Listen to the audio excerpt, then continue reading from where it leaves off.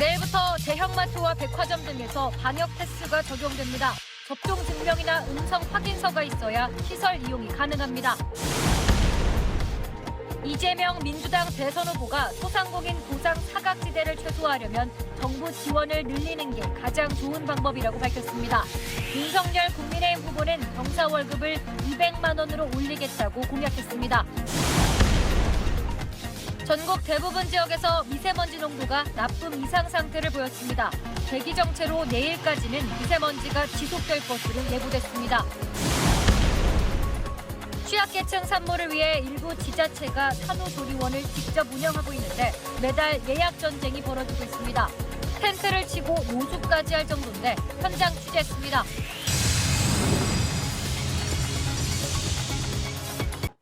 다음 소식입니다. 서울시 교육청이 학교 공사를 여성과 장애인인 대표인 업체가 맡을 경우에 한해서 수의계약 규모를 늘려줬습니다.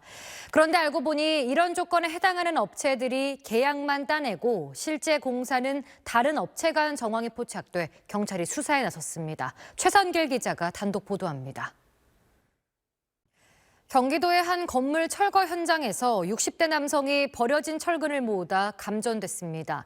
보호 장비 없이 작업하다 사고를 당한 걸로 알려졌는데 아직 의식을 찾지 못하고 있습니다. 사건 사고 소식 한성희 기자입니다.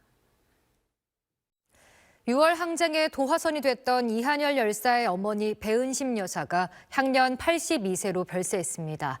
아들을 잃고 30년 넘게 민주화에 헌신한 고인에 대해 애도가 이어졌습니다. 박상진 기자입니다. 브라질의 한 협곡에서 수십 미터의 바위 절벽이 무너지는 사고가 있었습니다. 절벽이 무너지면서 그 아래에 있던 배를 덮쳐 7명이 숨지고 3명이 실종됐는데 폭우로 암벽이 느슨해지면서 사고가 난 걸로 보입니다. 김용철 기자입니다.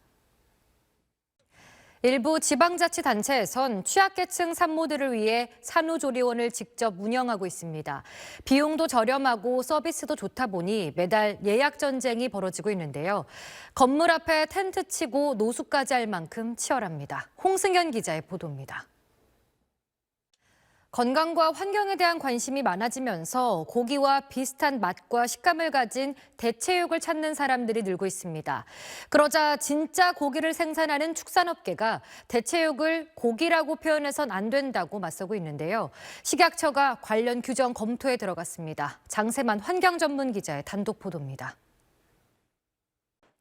중국 수도 베이징과 가까운 도시 텐진에서 처음으로 오미크론 확진자가 나왔습니다.